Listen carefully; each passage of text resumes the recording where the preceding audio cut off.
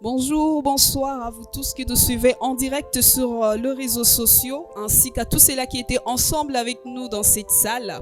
Nous avons eu 3 jours dans notre conférence et tel que vous a été annoncé que nous aurons une semaine pour la conférence internationale. Et aujourd'hui, nous sommes en notre 3e jour. Et tel que vous le voyez, bien sûr, je ne suis pas seule sur ces plateaux. Je suis là avec mes pères. J'ai une grâce particulière aujourd'hui, hein? Vraiment une grâce particulière. Et voilà déjà, bonsoir papa. Bonsoir ma fille. Bonsoir prophète. Bonsoir. Vraiment, c'est un honneur et je dirais que c'est une bénédiction d'être ensemble avec vous aujourd'hui. Amen. Le plaisir est pour nous. Ouais. Alors papa, on l'a bien dit, hein? Une année de grâce. Une année vraiment de faveur de Dieu. Les ciels, c'est vraiment ouvert aujourd'hui. Et nous avons encore expérimenté la grâce de Dieu durant tous ces 3 jours ici. Mais une question, papa. Je crois que cette question, c'est beaucoup de gens qui vont se poser cette question par rapport à notre thème, le thème qui a été choisi. Alors, pourquoi le choix du thème autour de la gestion d'une église forte et moderne? Pourquoi le choix du thème? Ouais. Ce thème est venu par rapport au constat. Ok. Le constat est que les églises actuellement ne sont plus solides, ne sont plus fortes. Il y a beaucoup de divisions chaque jour. Il y a des églises qui naissent et qui meurent. Pendant que Christ lui-même avait dit qu'aucune puissance de l'ennemi ne pourra prévaloir sur son église. Ouais. Et maintenant, pourquoi? Même si là, il parlait de l'église corps du Christ, mais l'église invisible se manifeste à travers l'église visible qui sont les églises locales, Ouais. les différentes églises locales.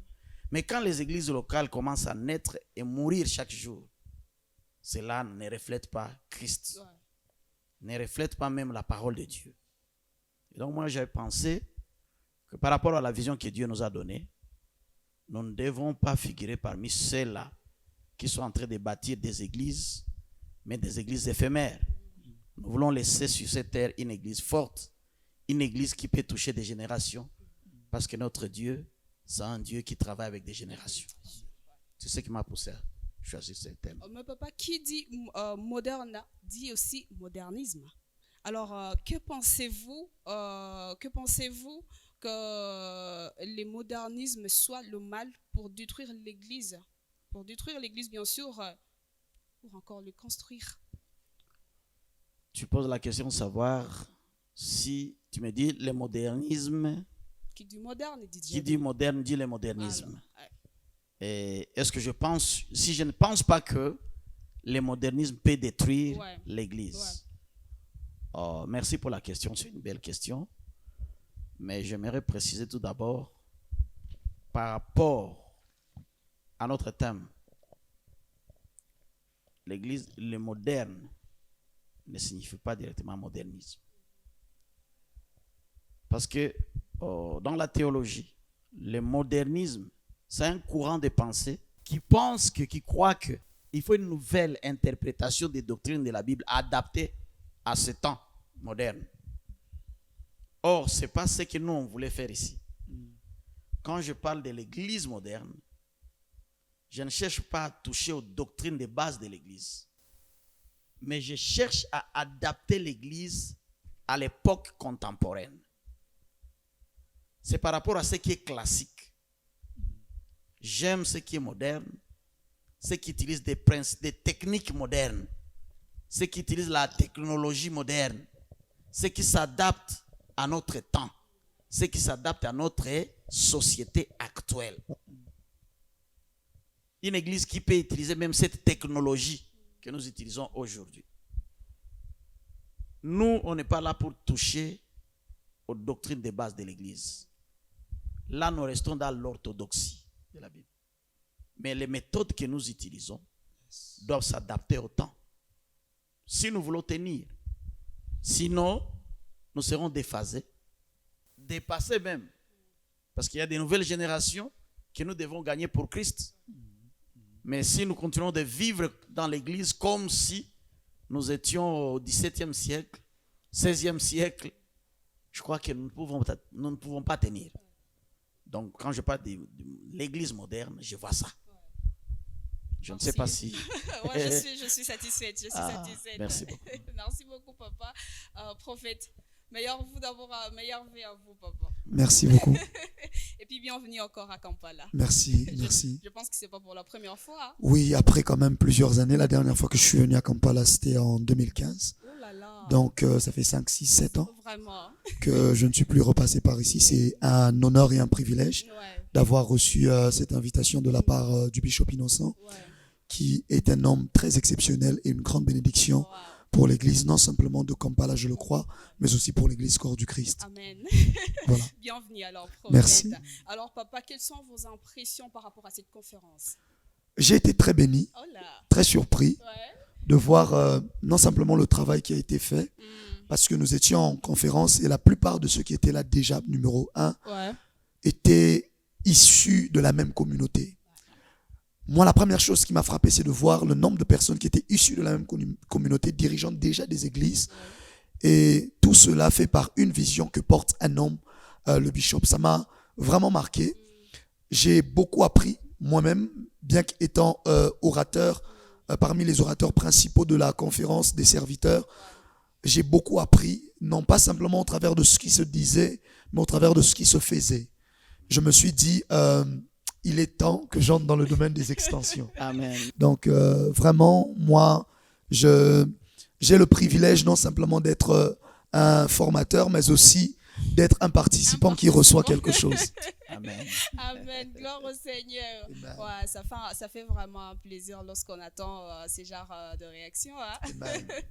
Ouais. Déjà, papa, nous savons que le terme de la conférence était autour de la gestion. Oui. Ouais, de la gestion d'une église forte et moderne. Oui. Alors, la question est celle-ci. Comment savoir dissocier le modernisme lié à l'église et celui qui est lié au monde? Je crois que le problème n'est pas de le dissocier, mais de savoir prendre ce qui est bon et laisser ce qui ne l'est pas. Papa l'a dit plus tôt, on ne peut pas laisser le 21e siècle se passer et nous rester en arrière. On ne peut pas espérer utiliser les mêmes moyens et les mêmes méthodes que Pierre et les autres.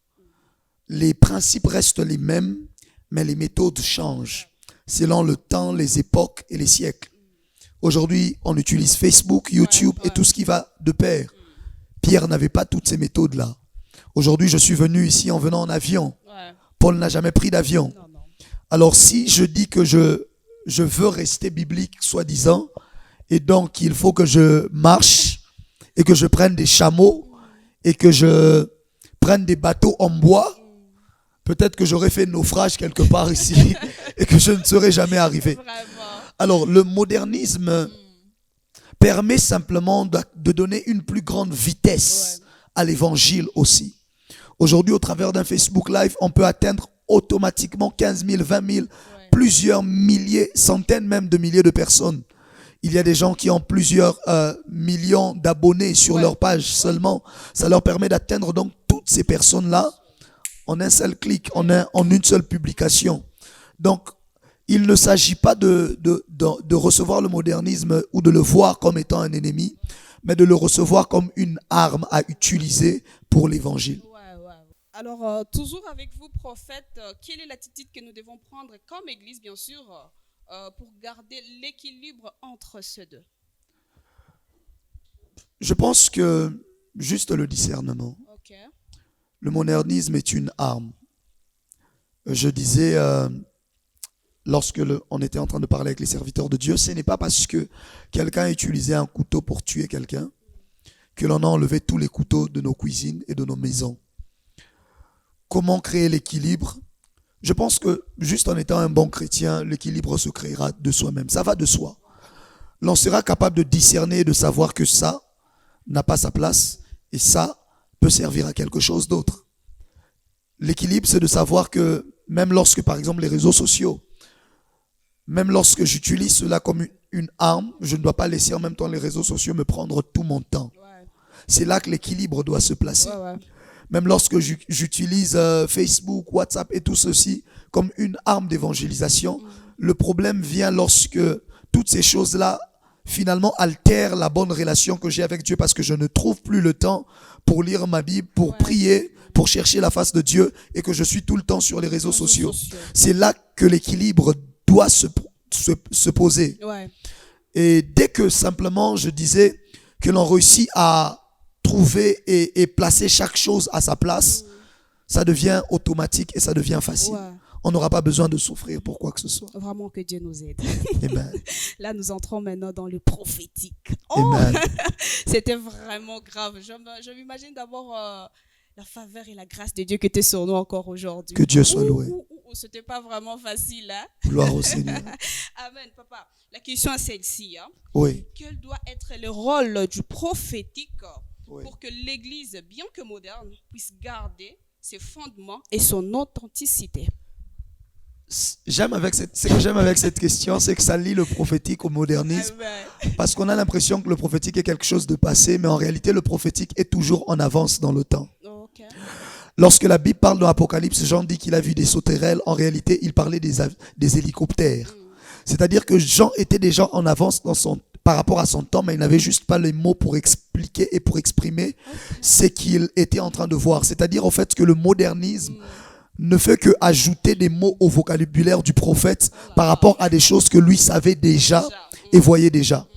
Alors, je reviens à la question, c'est que maintenant là, c'est dans une époque comme celle-ci que l'Église a plus que besoin du prophétique pour l'orienter et lui permettre d'atteindre exactement la destinée et les objectifs de Dieu. Parce que nous sommes dans une génération où il y a le combat et la bataille des voix. C'est-à-dire quand je parle, je dis quoi quand je parle de bataille des voix? Tout le monde est influent, tout le monde a une voix, tout le monde peut parler. Tout le monde a une page où il peut publier. Tout le monde peut dire quelque chose. Tout le monde peut apporter son opinion. Mais au milieu de cette bataille des voix, la voix des prophètes doit retentir afin d'orienter clairement l'Église pour qu'elle sache quelle est la voix à écouter. Exactement. C'est pour cela que tout le monde pouvait se fabriquer une trompette en Israël. Mais il y avait le son de 2 trompettes, les trompettes d'argent qui, lorsqu'elles étaient sonnées, Israël savait que le peuple devait se lever pour commencer à se mettre en marche. Le prophétique est la voix de Dieu qui sonne au milieu de l'église en ce temps de la fin pour lui dire: vous avez assez demeuré sur cette montagne, il est temps de se lever et d'aller posséder des territoires qui étaient inexplorés hier. Je crois que de la même manière que le pasteur est là pour s'occuper des brebis, de la même manière que l'apôtre est là pour établir, de la même manière que l'évangéliste est là pour aller sauver les âmes, de la même manière que le docteur est là pour refixer et éclairer l'église, de la même manière le prophète est là pour orienter et montrer à l'église exactement la direction qu'elle doit prendre. Je le disais pendant la conférence avec les hommes de Dieu, c'est pour cela que même plusieurs pasteurs sentent parfois qu'ils ont l'impression qu'ils sont en train de tourner en rond et qu'il y a un vide quelque part. Ils ne savent pas comment nourrir le peuple. Parce que le pasteur qui est censé nourrir le peuple a besoin du prophète pour lui indiquer où sont les verts pâturages. Sinon, il n'aura pas le vert pâturage qu'il doit pour apporter de la fraîche nourriture, de la fraîche révélation et le message, la vérité présente, comme le dit Pierre au peuple. Donc, c'est l'un des grands travail majeur du prophétique en cette saison. Et le plus grand, je crois que c'est d'élever un peuple prophétique. Vraiment. Ça, c'est trop profond. Hein. Nous avons un frère dans notre église qui il a toujours l'habitude de dire ça, c'est trop profond. Et moi, je l'ai dit encore ce soir, c'est vraiment trop profond. Bah, que Dieu le bénisse là où il est. Merci beaucoup, prophète. Papa, je reviens avec vous. Vous avez eu à parler de la paternité. Amen. Dans vos sessions, bien sûr. Alors, la question est de savoir quel est le rôle de la paternité ou alors d'un père dans la gestion des églises modernes. Merci beaucoup. Comme je l'ai dit aux serviteurs de Dieu, la doctrine de la paternité, c'est une doctrine qui est semblée oubliée dans plusieurs églises. Pendant que nous avions eu à prouver cela dans la Bible, Dieu lui-même, c'est un père. Et il traite avec nous comme des fils. Et quand vous voyez l'église primitive, Paul s'identifie comme un père, non seulement pour Timothée, pour Tite, mais pour toute une église, l'église de Corinthe. Vous savez qu'il était leur père. Mais pourquoi on a oublié ça? J'étais en train de dire que le problème, c'était l'occidentalisation de l'église africaine. Parce que, premièrement, dans nos coutumes africaines, nous respectons les anciens, nous les appelons des pères, nous les considérons comme des pères. Mais quand les missionnaires sont venus avec l'histoire des frères et sœurs, même si c'est biblique, Oui. mais ton pasteur n'est pas quand même quelqu'un à négliger. Yes. Il faut de la révérence dans l'église. Oui, Yes. Il faut tout le monde doit être révéré, mais un père Ouais. mérite quand même du respect. Bien sûr. Cette église-là où il y a cette notion de la paternité, ça veut dire les membres ne se considèrent comme des membres. Parce que quelqu'un qui se considère membre, même un club a des membres, Oui. mais quelqu'un qui se considère comme fils, il est l'enfant de la maison. Ouais. Oui. Il ne peut pas vouloir voir la honte de sa famille, de sa maison. C'est quelqu'un qui peut, à chaque moment qu'il y a un défi à relever, il est là pour relever les défis, pour le compte de sa famille, pour l'honneur de sa famille. Ouais. Donc nous voulons imprégner cette notion de la paternité dans l'église moderne. Parce que là où il y a cette notion, l'église peut être solide. Yes. Quand c'est ta famille, tu dois tout donner pour sauver l'honneur de ta famille. Ouais. Mais quand tu es juste un membre, tu peux quitter n'importe quand. Ouais. Oui. Si tu es membre, Ouais. tu adhères et tu sors. Donc il faut que les gens au niveau de l'église comprennent que nous devons aller au-delà Au-delà. d'être seulement membres de Membre l'église. ouais. Mais nous devons être plantés dans l'église, devenir fils. C'est pour cela que j'ai donné la notion de la filiation. Tu viens, tu te dis, je suis adopté dans cette famille. Ouais. Et je dois me comporter comme fils de ce pasteur. Je dois me comporter comme fils et j'ai les droits et devoirs d'un fils dans la famille. Yes. Mais le père aussi, c'est un protecteur. Quand tu Ouais. as des fils, tu dois protéger ses fils. Le premier rôle, c'est de former ses fils afin qu'ils soient des fils modèles qui sont capables aussi de te succéder ou de gérer le département, de gérer toute entreprise que tu as. Donc, j'aimerais dire que la paternité joue un rôle primordial même au sein Yes. d'une église moderne. Ouais. Tu n'as pas de fils spirituel, tu n'as pas de successeur. Tu n'as pas de fils spirituel, Come tu n'as pas de gens qui peuvent perpétuer la vision. Ouais. Amen. Parce que quand ce n'est pas un fils, quand il te remplace, la première des choses, c'est mettre de côté tout ce que tu faisais. Il amène d'autres choses. C'est pas ça la modernité que nous sommes en train de dire. Ouais, ouais. Une vision ne la change pas, mais on On l'améliore. l'améliore. Oui. On Oui. l'améliore. Je sais qu'un fils peut amener quelque chose, Ouais. ajouter quelque chose pour que la vision aille de l'avant. Mais quand c'est quelqu'un qu'on ne connaît pas, un étranger, tout ce qu'il viendra faire, c'est changer. Changer. Oui. Et après même, changer même les noms. Changer même les noms. S'il a la Vraiment. possibilité, changer même les noms. Et forte possibilité, même changer même la vision. Oui, c'est ça que j'ai dit. Oui. Quand il arrive, la première des choses, c'est mettre de côté la vision. Vraiment. Amener autre chose. Oui. Ouais. Par exemple, notre vision, nous, c'est principalement c'est faire des disciples. Disciple, ouais. Mais quand nous sommes dans Living, tout ce que nous faisons doit être cadré dans ce sens. Oui. Oui. Même si c'est un concert, on se demande qu'est-ce que ce concert va rapporter de plus, apporter de plus dans la croissance de ses enfants. Ouais. Mais quand c'est quelqu'un qui vient, c'est juste un musicien, et c'est lui qui n'a pas été formé avec Ouais, vous, ouais, ouais. qu'est-ce qu'il va amener à l'église? Ça sera comme un orchestre là. Tout va changer Ouais, demain, c'est autre chose. exactement. Je pense que ce que Vraiment. j'avais à dire par rapport à ça. Ouais, vraiment. Vous n'avez pas de fils spirituel, vous n'avez pas de successeur. Pas de ce que c'est. Vous avez bien entendu. Hein? Prophète, une dernière question avec vous. Papa, Oui. aujourd'hui, il y a beaucoup de prophètes. Beaucoup Oui. de prophètes. Comment différencier le vrai et le faux prophète? Il y a beaucoup de prophètes, c'est un fait. Et comment différencier les vrais Ouais. des faux? Je pense que la première chose, c'est d'apprendre à se focaliser d'abord sur les vrais. Ouais. Pourquoi est-ce que je suis en train de dire cela? L'Église ne saura pas différencier les vrais des faux si elle n'a jamais été exposée aux vrais.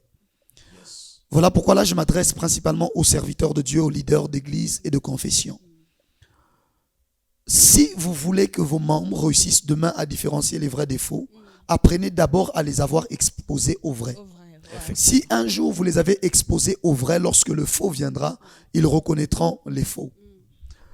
J'ai donné cet exemple. J'ai dit, il y a une académie où on apprend aux gens à différencier le vrai dollar du faux dollar. Et pendant toute l'année, on leur fait toucher le vrai dollar. On leur montre, on leur présente le vrai dollar. On ne fait que leur faire toucher le vrai dollar. On ne leur parle pas du faux dollar. Et le jour de l'examen, on introduit au milieu des faux dollars, des vrais dollars, les faux dollars. Et juste par le toucher, ils ont la capacité de distinguer le vrai du faux. Pourquoi? Parce qu'ils ont été accoutumés et habitués au vrai. Ouais. L'Église est en crise aujourd'hui parce qu'elle n'a même pas été exposée aux vrais prophètes. Les gens passent plus de temps à parler des faux prophètes plutôt que de parler des vrais prophètes. Ce qu'il faut faire, c'est d'enseigner au peuple et de leur montrer qui sont les vrais prophètes. Et lorsque le faux viendra, vous n'aurez pas besoin de parler. Ils sauront, ils sentiront et ils constateront que ça, c'est le faux. Effectivement.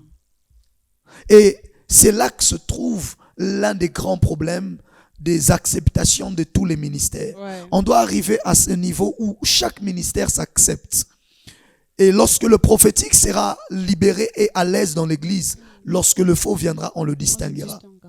Pour être beaucoup plus pratique, les vrais prophètes sont basés sur les Écritures. Un vrai prophète est un homme qui est basé principalement sur la Bible et sur les Écritures. On reconnaissait en Israël un prophète par deux choses. Un, l'accomplissement de ses prophéties. Et deux, sa capacité à enseigner la Torah. Ouais. Parce que les prophètes étaient d'abord des enseignants de la parole de Dieu. Un prophète qui ne vient qu'avec des prophéties et qui est incapable de parler de la parole de Dieu, d'enseigner la parole de Dieu, même si ce ne sont pas des enseignements forcément très doctoral ou quoi que ce soit, mais juste de communiquer la parole de Dieu de manière biblique d'abord, est un faux prophète. Parce qu'un vrai prophète est bâti sur les Écritures. Un vrai prophète est bâti sur la Bible.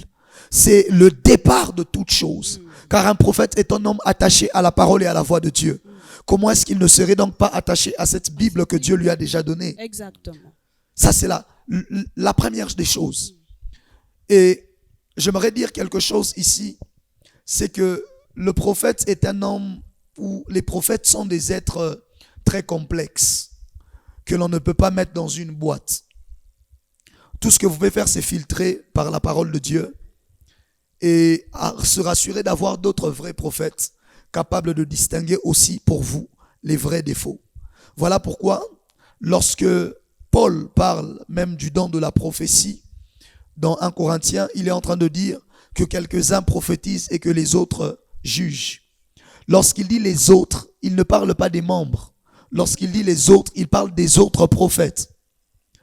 Parce qu'il est estimé qu'ils ont suffisamment de maturité pour avoir la capacité de juger si ce qui a été dit est correct, scriptuaire et peut facilement passer.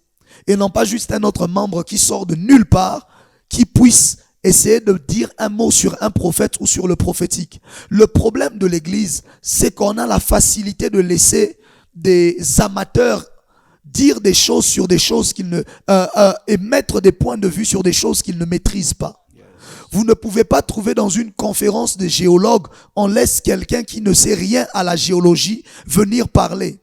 Vous ne trouverez pas dans des stands politiques élevés que l'on laisse quelqu'un qui ne sait rien de la politique venir parler. Vous ne trouverez nulle part au milieu des scientifiques mathématiciens que l'on laisse un profane venir s'exprimer. Mais l'un des problèmes dans l'église, c'est que l'on écoute des profanes sur les réseaux sociaux parler sur les choses spirituelles et des affaires de l'église. Et bizarrement, les premières personnes à accorder du crédit à cela, c'est l'église elle-même. C'est choquant. Vous allez entendre quelqu'un qui ne sait rien des choses spirituelles s'exprimer sur des choses spirituelles, mais on l'écoute et on dit, hey, il a raison quand même. Non! Comment est-ce qu'il peut avoir raison sur des choses qu'il ne maîtrise pas? Vraiment. Laissons le prophétique aux prophètes Mhm. parce qu'ils en ont la maîtrise. Ouais. Le prophétique est pour tout le monde. Mais lorsqu'il s'agit de juger, de comprendre, laissons ça à ceux qui en ont la maîtrise. Quand tu as une question de géographie, tu n'iras pas chercher un cuisinier. Non, non. Tu iras voir un géographe. Géographe. Quand tu as une question liée à la politique, tu iras voir quelqu'un qui a fait des sciences politiques. Ouais. Et donc, c'est dans cette globalité-là Ouais. qu'il faut voir les choses. Ouais. Il ne s'agit pas de dire, ah, il a dit ça, il a fait ça, il a fait ça. Donc c'est un vrai. Il a fait ça, il a fait ça, c'est un faux. Un faux, c'est tant qu'il n'est pas biblique, tant qu'il est totalement en dehors des Écritures. Mais le problème, c'est qu'aujourd'hui, ça ne suffit même plus à l'Église, parce qu'il y a des gens qui peuvent paraître parfois bibliquement vrais, Ouais. mais qui ne sont pas toujours Toujours. des vrais. C'est là la place du Saint-Esprit et du discernement. Ouais. C'est à nous d'avoir la capacité de prier pour laisser le Seigneur nous permettre de discerner. Et j'aimerais parler ici à tout le monde qui nous suit. Si vous sentez que vous avez des hésitations par rapport à un tel ou un tel autre prophète, mais vous avez le Saint-Esprit, vous êtes chrétien, priez votre Dieu Vraiment. et il vous orientera. Peu importe ce que vous avez entendu sur lui, peu importe ce qu'on a dit sur lui, si vous avez Dieu, prenez le temps de prier votre Dieu et il vous dira si celui-là est de moi ou s'il n'est pas de moi. Ouais. Encore faudrait-il que vous soyez capable d'entendre Dieu et non pas vos émotions. Surtout ça. Effectivement. Donc voilà. Connaître la voix de Dieu, c'est pas facile aussi, hein, papa. Voilà. Connaître la voix de Dieu. Il y a des fois, tu entends peut-être, ce sont mes pensées, c'est les diables ou c'est Dieu alors. Hein? Connaître la voix de Dieu aussi, c'est pas facile. C'est juste un problème de maturité spirituelle qu'on a Ouais. aujourd'hui dans l'église. Mm. La voix de Dieu devait être la chose la plus facile à connaître et à reconnaître. Mm. Parce qu'il le dit lui-même très clairement, mes brebis entendent ma voix et la reconnaissent. Donc non simplement en étant brebis du Seigneur, vous avez déjà ces deux choses-là. Non simplement la capacité d'entendre la voix de Dieu, mais aussi de la reconnaître au milieu de toutes les autres voix. Donc normalement, ça devrait être la chose la plus facile. Ouais. Mais c'est quoi le problème? C'est que ce sont des choses qui ne sont pas enseignées dans l'église aujourd'hui. Vraiment. Voilà. Merci beaucoup, prophète. Merci d'avoir répondu à toutes nos questions. Merci à vous. Merci également, papa. Je vous en prie. Nous sommes bénis. Vous avez toujours été une bénédiction pour nous, vos enfants. Je vous en prie. Aouya Tupunjaka, je vais le dire aujourd'hui en Swahili. Amen. Vraiment, nous bénéficions beaucoup de vous. Amen. Vos Merci. enseignements, votre sagesse. Moi, je vais être un peu égoïste si vous me suivez, à tous les membres de l'église Living. Je suis désolée. Vraiment, je vais être égoïste personnellement. J'ai toujours été béni par vous. Vous êtes mon Amen. mentor, mon Amen. coach, comme je l'ai toujours dit. Amen. Yes. Il arrivera un moment où je vais venir, je vais vraiment donner mon témoignage. Je suis ce que je suis, c'est grâce à vous. Amen. Prophète, ils sont nombreux qui ont besoin de bénéficier de quelque chose de vous. Alors, un petit mot à tous nos téléspectateurs.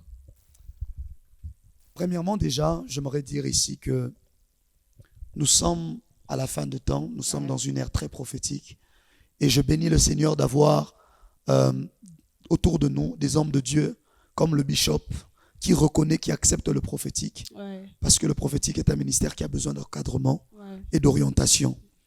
Et même lorsque nous sommes une génération née dans le désert qui entre en Égypte, Dieu permet que nous ayons quand même des Josué et des Caleb je disais une génération qui est née dans le désert qui entre à Canaan. Dieu permet quand même que nous ayons des Josué et des Caleb ouais. qui, eux, sont sortis depuis l'Égypte, qui peuvent nous orienter et nous montrer comment faire les choses. Nous sommes au temps de la fin, c'est l'ère du prophétique. Ouais. Aspirer à ces choses, embrasser cela et laisser le Seigneur et le Saint-Esprit être Dieu. Laisser Dieu être Dieu et faire sa volonté. Mais à vous tous qui nous suivez de partout où vous êtes, je vous donne rendez-vous surtout à vous qui êtes en Ouganda, à Kampala. Je vous donne rendez-vous vendredi, samedi et dimanche. Nous serons à Katouécho, c'est ça? Ouais. À partir de 15h30. Ouais. À partir de 15h30, venez nombreux et venez de partout. Tous les détails seront affichés sur le montage de cette vidéo. Et venez de partout et rassurez-vous de ne pas manquer ce que Dieu sera en train de faire. Car je crois de tout mon cœur que la voix de Dieu sera non simplement en train de retentir, mais le Seigneur l'Éternel nous visitera afin de changer définitivement nos vies et nos destinées. Et Jésus reste le Seigneur et le maître de toutes choses et à lui seul nous remettrons toute la gloire. Que Dieu vous bénisse. Invitation à ne pas rater. Hein. Vous êtes invité par le prophète, papa. Je voudrais dire à tous les serviteurs de Dieu, Christ nous a laissé un seul commandement, la grande commission. Amen. Allez partout et faites de toutes les nations des disciples. Partout. Dieu a besoin de la masse. Amen. Il a besoin de tout le monde. Mais c'est tout le monde que nous cherchons est encore dans le monde. Et nous devons l'attirer. L'église a besoin de l'attraction. Quand l'église n'a pas de l'attraction, elle n'a pas l'opportunité de former beaucoup de disciples. Et quand nous parlons de la solidité de l'église, c'est quand l'église peut avoir beaucoup de membres formés. Et ainsi, dans cette conférence, par rapport à notre thème, nous avions pensé que une église solide ne peut pas se reposer sur un seul aspect. Yes. L'église doit laisser les dons travailler, le Saint-Esprit travailler. Mais l'église aussi doit bien gérer ses finances. Oui. L'église doit apprendre aux gens de bien gérer leurs relations. Oui. Et l'église doit penser à la notion de la paternité. Amen. Vraiment. Avec ces 4 ou 5 choses mises ensemble, Yes. on aura une église forte Amen. et une église qui peut durer longtemps. Amen. Une église qui peut aller de génération en En génération. génération. C'est par ces soucis que nous avions organisé cette conférence. On aurait pu inviter d'autres, mais nous avions voulu d'abord commencer par la maison Amen. pendant ces 3 jours. Mais les 2-3 jours qui restent, vous êtes tous invités. Amen. Serviteurs de Dieu de Kampala, chrétiens de Kampala, même d'Embarara de partout. Ces 3 jours sont dénommés soirées prophétiques et de miracles. Amen. Nous, on a expérimenté ici. Ouais. Venez à Katwe, le ciel va descendre. Amen. Vous allez expérimenter la puissance de Dieu. Vraiment. Ça va vous pousser aussi à désirer davantage Amen. ces dons de la prophétie. Et moi, je crois que l'église Living a bénéficié. Ouais. Amen. C'est le moment où nous devons quitter les prophétiques de tâtonnement, Yes. que moi, je n'aime pas. Ouais. Yes. J'aspire au vrai prophétique. Prophétique. Amen. Notre Dieu, c'est un Dieu de précision. Et j'encourage toujours mes fils, s'il faut faire quelque chose pour Dieu, nous devons le faire très bien. Venez à Kampala, nous allons passer des moments inoubliables. Ouais. Je Amen. le crois. Je le crois. Le Seigneur va nous faire du bien. Gloire à Dieu. Vendredi, samedi et dimanche, ça sera à 12h. Ouais. Nous commençons à 12h Le le dimanche. On l'a fait sciemment pour laisser l'opportunité à toi qui est de notre église de terminer d'abord ton service et de venir nous rejoindre. Sinon, nous vous souhaitons bienvenue et que Dieu vous bénisse. Amen. Amen. Bienvenue Amen. à vous tous. On se donne rendez-vous le vendredi, le samedi et le dimanche. Allez, big up à vous.